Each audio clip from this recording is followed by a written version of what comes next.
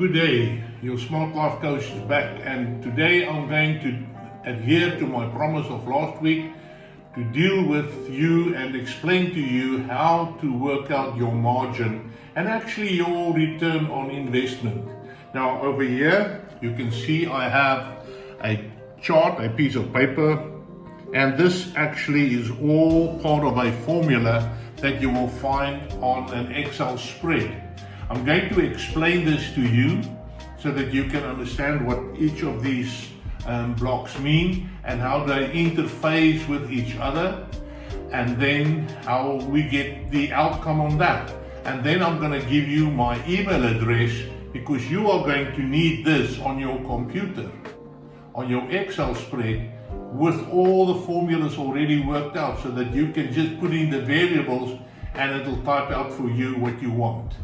This is something that you find really at high level of business schools. They work it out for you, but this is something that you really need for your business. And now let's get down to that immediately without wasting any more time. Right. Over here we have the part that is the operating cost, and over here we have the assets. Operating costs and assets stand opposite each other, but they both have to be calculated.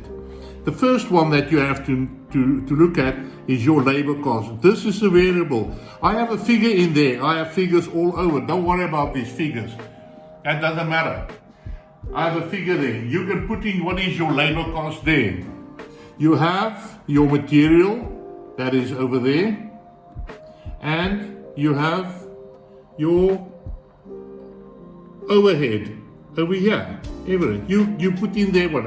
These then work into this following here, which is your cost of your goods. There's a figure that already now been calculated from that, and there's also your admin fee. That is a variable as well. This is not a variable that you can add in. It will be calculated from that. At the top you find your sales. That's a variable that you put in there, and this will be displayed over here, over there, and over here. The same. The moment you put it in there, it goes there.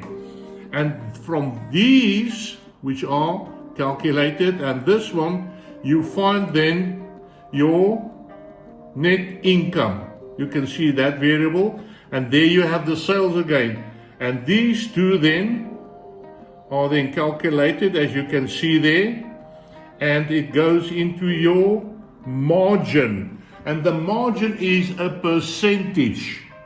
And this is actually what I was talking about with the margin. This is how you work out your margin, by calculating these, putting them in here, taking these into account, your sales and your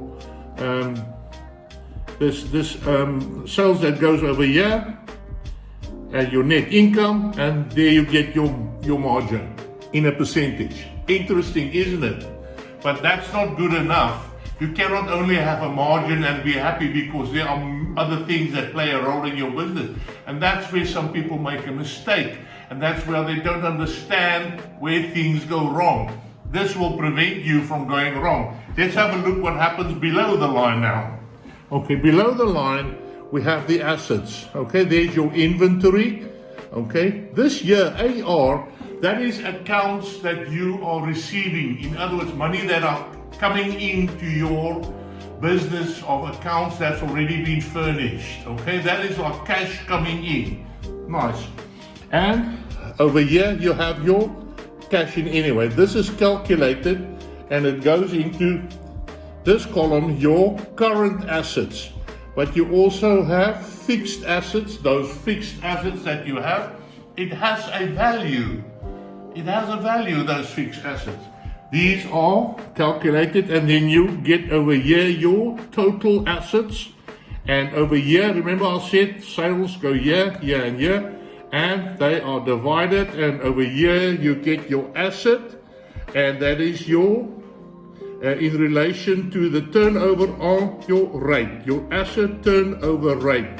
That might not mean a lot to you at the moment when you have a little business, but it gives you that 1.4, that's your assets and your turnover And then these are then calculated into this one, and that gives you your return on investment. And now you know exactly where you stand with your business. Now, isn't this one of the most concise and wonderful tools that you can have in your business? And it doesn't matter whether you have a big business or a small business, but when you structure your business, do it the right way so that you know right from the start where you stand with your business, where you stand with your assets, where you stand with your profit, with your margins, and what is your return on investment. I think you're going to love it. You're going to send me an email. My email is known as smartlife102@outlook.com. I'm putting it on the screen for you again. Say smartlife102@outlook.com. You send me an email and I will send you the spread on email with all the formulas inside. You can just add the variables and you have it. I think you're going to enjoy this. Thank you.